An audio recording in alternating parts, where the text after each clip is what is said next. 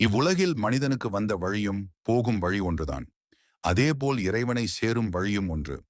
மார்க்கண்டேயன் என்ற சிவபக்தன் 16 வயதில் மரணமடையப் போவதாகவும் அதை தடுப்பதற்கு முடியாது, அது விதிவசம் என்ற நிலையில் மார்க்கண்டேயன் சிவனை பற்றி கொள்ள அவன் அந்த மரணத்திலிருந்து தப்புவிக்கப்படுகின்றான்.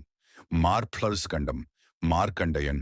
இந்த நாமம் நம் கண்டத்திலிருந்து மார்பு வரை சுவாசிக்கக்கூடிய காற்றை குறிக்கும்.